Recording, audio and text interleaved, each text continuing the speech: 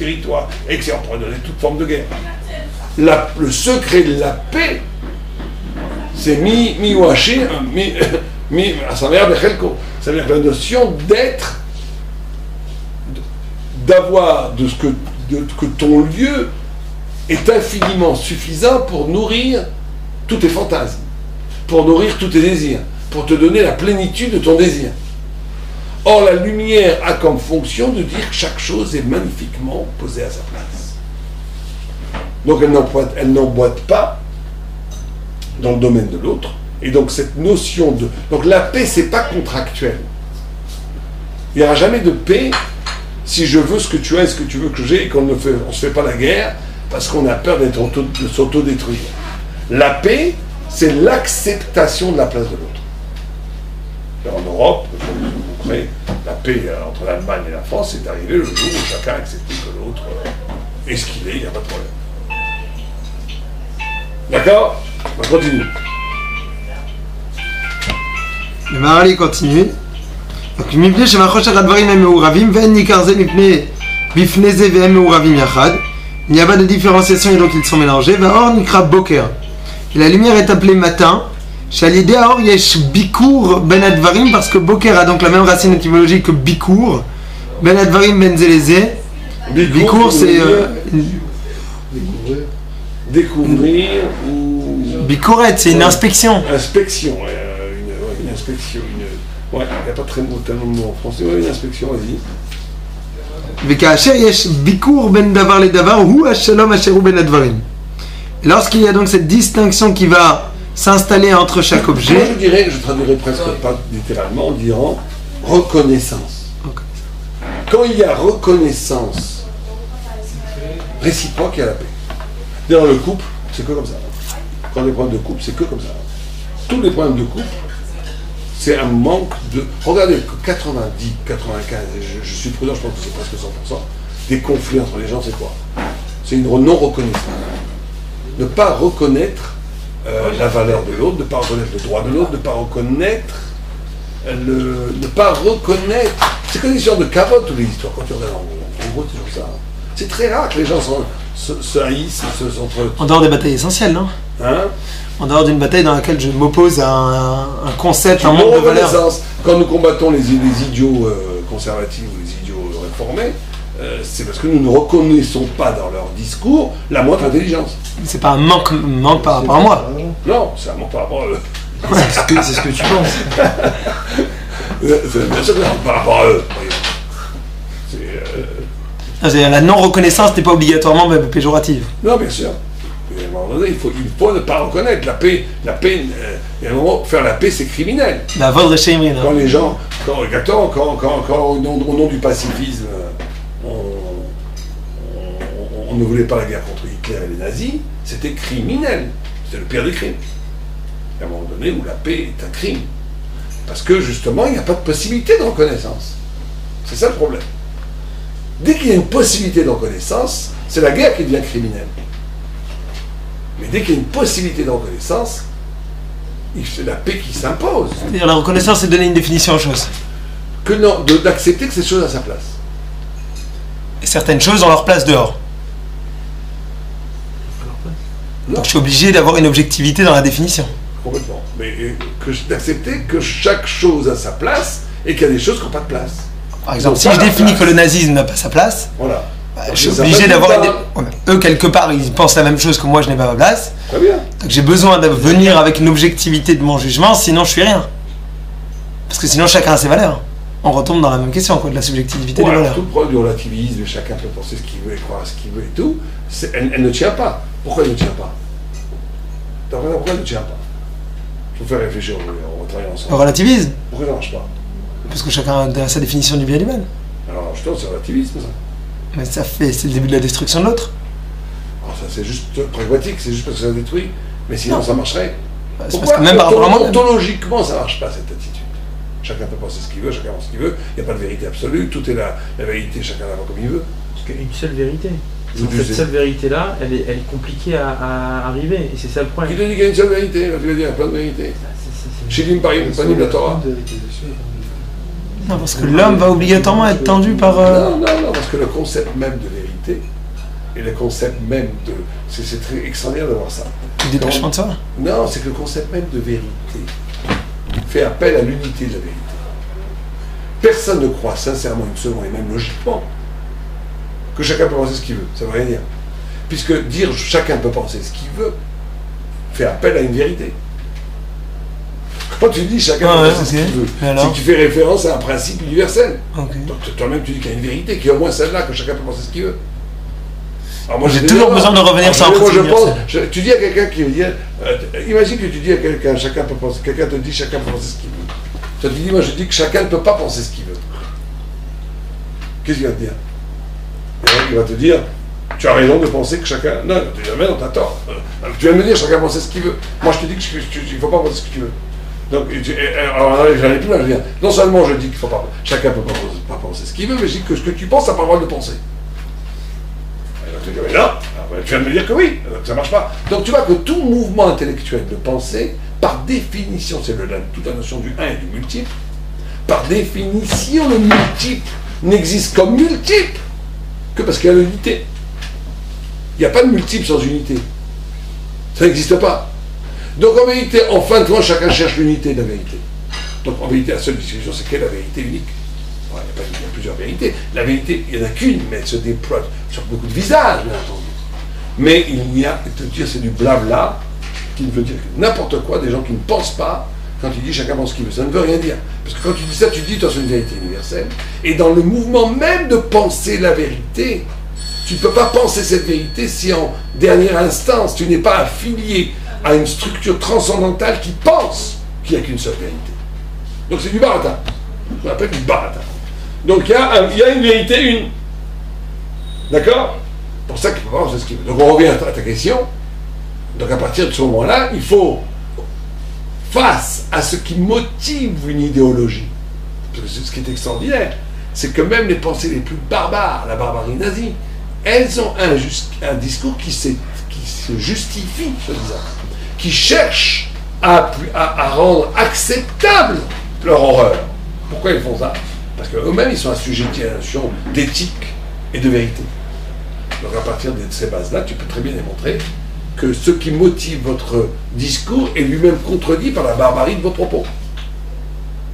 Quand tu veux contredire un hérétique, ou contredire quelqu'un qui va contre la Torah, contre la vérité, il ne faut jamais dire c'est comme ça, c'est vrai. Non, il faut rentrer dans leur site. Tu dis ça pour ça, tu dis ça pour ça, tu dis ça pour ça, et à partir de là, montrer qu'il y a une contradiction interne dans leur propre parole. C'est le seul discours qui peut briser, imploser le discours de l'hérésie. La contradiction interne, elle s'exprime. Interne. Elle s'exprime dans quel niveau? À plein de niveaux. Je vous demande n'importe quel exemple. Dans le nazisme. Dans le nazisme, par exemple, c'est que le nazisme, par exemple, prône la loi du plus fort, si on veut, c'est un peu ça. Hein. Justement, il ne dit pas que ça. Il ne dit pas la loi du plus fort. Il dit il annonce la loi du plus fort. Le juif est plus fort. Soyez content. On est plus fort que vous. Mais à on nous reproche de prendre l'argent et tout. On est plus fort que vous. Donc laissez-nous tranquille. Nous baiser la main. Non. Alors, tu fais appel au droit. Tu dis il y a un droit de tuer les juifs parce qu'ils nous contaminent notre civilisation, etc., des choses comme ça. Par exemple. Or, tout ça, dès la notion de droit, d'où était venu des juifs eux-mêmes, par l'intention de la Bible. Donc il y a des contradictions internes. Ils utilisent des principes. Alors les gens le communisme et toutes ces grandes idéologies utilisaient sans s'en rendre compte des concepts qui étaient purement métaphysiques. Je comprends pas pourquoi vous avez besoin d'aller tellement loin pour le prouver. Pourquoi vous voulez pas vous arrêter simplement au fait que il y a deux parties. Un, j'ai pas vraiment compris comment vous prouvez la contradiction. Et deuxièmement, pourquoi vous ne voulez pas prouver, voilà, la preuve du nazisme, c'est qu'effectivement, c'est un système de pensée qui se tient, mais qui en même temps regarde les conséquences. C'est-à-dire, je veux bien entendre qu'il y a la loi du plus fort, mais à ce moment-là, oui, effectivement, c'est l'anarchisme. Si tu accuses, tu ne peux pas détruire un système à cause de ses conséquences. Parce que tu pourras toujours dire, non, tu pourras toujours dire les conséquences, on les a ratées. Par exemple, l'hypothèse communiste, certains philosophes d'aujourd'hui te diront, l'hypothèse communiste est toujours valable, et ce n'est pas parce qu'il y a eu 60 millions de morts chez Mao, 20 millions de morts chez Staline, que ça la rend caduque. Et ils te diront c'est le degré zéro de la pensée que d'invalider une théorie à partir de son échec historique. Quoi ? te dire non, parce que l'idée est toujours valable. L'homme n'a pas su l'utiliser. D'accord, mais elle est toujours valable. C'est comme si tu disais... Vous-même, vous avez dit que toute vérité qui ne peut pas s'exprimer dans le concret n'est pas une vérité. Alors ils vont te dire, elle peut s'exprimer dans le concret. Tu vois bien qu'on l'a essayé. Allons faire. En plus, si tu vas, c'est très dangereux. Parce que tu vas dire, dans ce cas-là, la Torah, elle est là pour épanouir les hommes. Pour épanouir aussi les hommes et les femmes. Alors, tu vois que la moitié des gens que tu vois dans la rue sont pas là très épanouis, avec leur papillote et leur chapeau. Donc tu commences à dire quoi? Si tu commences à jauger... Non, avec tout ça, je reste moins pire. Hein. Oui, t'as raison. Largement. T'as raison. Mais si ta Torah est tellement vraie, elle aurait dû transformer tes religions en anges. À partir du moment où tu rentres dans le système complètement, ils diront la même chose sur le communisme. Donc tu vois que tu peux pas juger une vérité par rapport à ses résultats. Bien sûr que tu as raison. Moi je suis d'accord avec toi. Il faut aussi jauger d'une pensée dans son efficacité, dans ses applications historiques, existentielles, réelles de la vie. Je suis d'accord. On pourrait être là sur le dos de l'échec. C'est pas un argument. C'est parce que tu as raison que c'est un argument. L'argument doit démonter min ou b à l'intérieur même du système que le système lui-même est impossible. C'est ce qui est écrit En od milvado ve'efes zulato. En od milvado, il n'y a pas autre chose que Dieu. Ve'efes zulato. C'est-à-dire tout ce qui n'est pas Dieu doit devenir efes de lui-même, min ou b. Le mal doit à un moment donné devenir tellement impossible qu'il dit En od milvado. C'est le travail. C'est pas simplement dire Hachem, le bien est magnifique. C'est vrai. Mais ça ne suffit pas. Il faut dire aussi que le mal est impossible. Il n'y a pas de contradiction. Il faut montrer comment tout système qui attaque la Torah, tout système qui dévisse de la Torah, est en réalité vicieux à l'intérieur même de son système. Et qu'en dernière instance, il trahit ses propres convictions. Parce qu'il n'y a pas de vérité dans le mensonge, c'est possible. Si la vérité dans le mensonge, elle est éphémère. Elle ne peut jamais avoir une figure qui dure de vérité. Donc tout système idéologique qui est anti-Torah, par définition, tu dois montrer que c'est du mensonge, même dans sa part soi-disant de vérité qu'il expose. C'est fondamental. Alors maintenant, je reviens à la première question, comment vous le faites? J'ai pas bien compris. Tu le fais en localisant les lignes de fuite, comment les axiomes d'une pensée, qui sont toujours à un moment donné liés à des notions universelles de vérité, d'éthique, et même de morale, qui sont fondamentalement liés à la Torah, que ces systèmes-là essaient de détruire. Et c'est comme ça que tu montes la contradiction. Alors c'est un travail, chaque chose dans chaque cas particulier, il faut faire ce travail-là. Mais tu as un travail de montrer comment je prouve que, ok, il y a de la Torah dans votre système. Ok. Non, par exemple, tu prends... Quand moi j'ai rendu ta Torah mieux. Ta Torah elle est un peu... bon, mais en même temps il y a de la vérité partout, donc j'ai récupéré la Torah. Quelqu'un dit je ne crois pas en Dieu.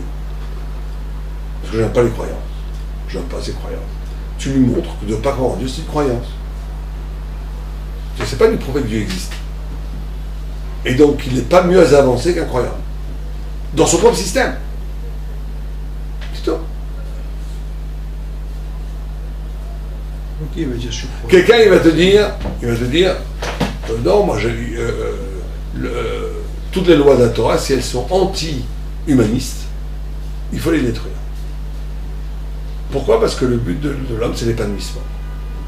Donc s'il y a une Torah qui empêche, qui met les femmes de côté, une Torah qui empêche un pays universel avec les goïms, qui apprend le mépris par rapport aux autres religions, tout ça, blablabla, non, il faut la réformer. Comment tu détruis un tel argument? En montrant que ceux qui veulent arriver, c'est à la paix universelle, le respect des femmes, le respect de l'autre, est en vérité infiniment plus réel dans la Torah authentique que dans une Torah dévoyée. Et tu le montres ça. Tu démontres comment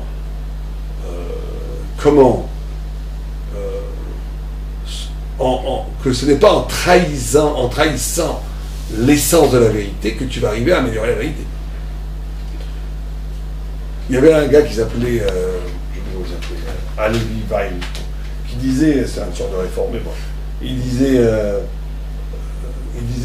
avec les gens avec lesquels je peux parler, je ne peux pas prier. Et les gens avec qui je peux prier, je ne peux pas parler. En disant que les religieux, ils ne peuvent pas parler, que les autres, il fallait lui dire, tu penses jusqu'au bout de ta boutade. Tu ne peux pas prier avec des gens avec qui tu peux parler parce que tu voulais dans le mensonge. Et qu'il n'y a que la vérité qui amène la vraie ferveur. Tu comprends? Il faut aller jusqu'au bout de l'argument. Il ne faut pas avoir peur de se confronter avec la vérité et le mensonge. Parce que c'est très dac. Parce que tous ces grands menteurs-là, ils te parlent au nom de la vérité. C'est ça le pire. J'ai quitté le monde de l'endoctrinement pour être quelqu'un qui maintenant voit le monde tel qu'il est. Blablabla. Bla, bla, bla. Montre-lui que toute la pensée du soupçon, au Hachem, dans toutes choses, il y a des choses à apprendre. De Foucault à Deleuze, en passant par Marx et Freud, comment les sociétés non religieuses, elles sont infiniment plus aliénantes et infiniment plus dogmatiques et infiniment plus structurant la conscience que l'ordre ancien. Donc tu as mille façons de... Il ne faut pas renoncer jamais au travail critique, aussi bien par rapport à nous-mêmes, bien entendu, que par rapport à toute forme de dévoiement de la vérité. C'est ça le but du juif. C'est pour ça qu'il rend éternel, parce qu'il ne se laisse pas avoir, par la facilité de la pensée, de tomber dans la doxa contemporaine de tout le politiquement correct. Il pense. On ne peut pas s'en sortir si on ne pense pas. Or, penser, c'est démonter. Penser, c'est un travail archéologique. C'est toujours dire, ok, tu penses ça, mais d'où ça vient là? Et à un moment donné, que si ce n'est pas la Torah, il n'y a que la Torah qui résiste au travail archéologique de la pensée.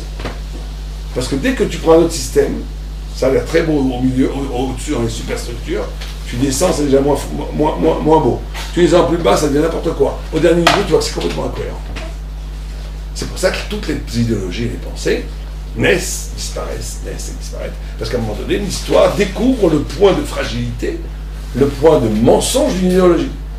Alors la Torah est là depuis 3500 ans parce qu'il n'y a pas de point d'idéologie, c'est la vérité. Si la Torah est toujours là après 3500 ans, c'est tout simplement parce qu'elle est vraie. Il n'y a pas besoin de chercher mais il n'y a qu'à l'ordre. Elle est là tout simplement parce qu'elle est vraie. Tu comprends ou pas? Alors continue. Vas-y. Ouais. Ensuite, désolé. Donc on a dit que la paix est liée à la lumière. Parce qui fait la séparation et qui donne la définition aux choses. Oh. Donc, Ulfichach, Nikraner, Shabbat Shalom.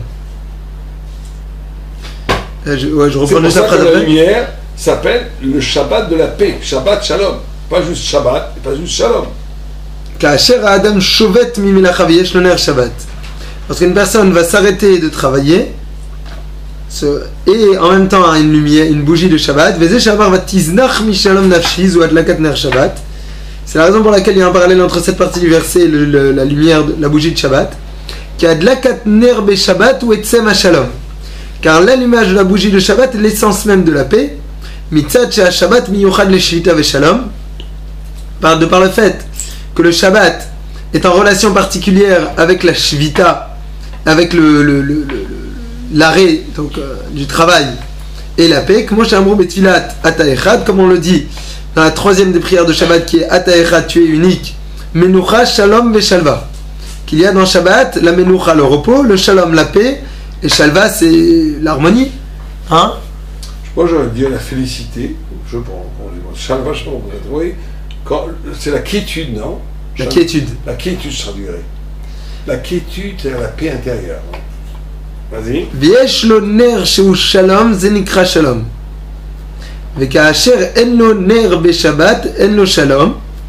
V'makom sheyeh raoui sheyeh lo shalom dainu beshabbat. Ne pas avoir une bougie pendant Shabbat, c'est ne pas avoir de paix dans un endroit, dans un environnement qui aurait pu être complice à la paix, comme le Shabbat. C'est pas l'inverse de ce qu'il a dit en haut? Oui. Non, mais il dit que, là, il rajoute quelque chose. Il te dit que le pire trahison de la paix, c'est quand tu as la possibilité de la paix et que tu ne prends pas la paix. C'est-à-dire que là, ça revient un peu ce que David a dit, qu'il faut acter. C'est qu'à un moment donné, il y a aussi des moments propices à l'arrêt et à la découverte d'une dimension de la vie, du rythme intérieur, de la conscience, de l'existence, propice à l'éclat de la totalité de la paix. Et si tu ne le fais pas, c'est de mettre un masque sur cette dimension d'existence. Donc c'est une trahison de la paix. Ce n'est pas toujours que tu dois aller chercher la paix. Il y a des moments où cette paix, elle devient essentielle parce que c'est le moment où elle doit apparaître. C'est ça qu'il rajoute ici à la fin du chapitre. Vas-y, continue. Ouma. Ok. Ouma Shamar Zeh Adakater Shabbat. Et c'est en haut, ça avait l'air d'être, il y avait un autre niveau. Hein. Ça avait l'air d'être le shalom les gamrés, comme il l'avait dit. A priori, l'étape d'avant, c'était le shalom, et là, vous dites l'inverse. Vous dites que la seule étape du Shabbat, c'est la contradiction même de la paix. Non, c'est qu'il y a un moment de pas du. C'est le pire, quoi. C'est le pire. On va par rapport là. Ouma Shamar. Ouma Shamar Zeh Adakater Shabbat. Lo sheretzono lomar sheze bilvad nikra shalom rak ze vekayotze baze. Lorsqu'il dit que c'est l'allumage des bougies de Shabbat, c'est pas simplement qu'il n'y a que ça qui peut être le shalom, il y a simplement ça et tout ce qui lui ressemble, qu'il y a de la kataner be Shabbat ou shalom les gamrés. Parce que l'allumage de la bougie pendant Shabbat est la paix en soi. Ren hashit ituva retzono lomar kmo shelashon shalom ba'al mi sheyesh lo shalom. La seconde partie du verset, il l'explique ainsi. Il dit que de la même façon,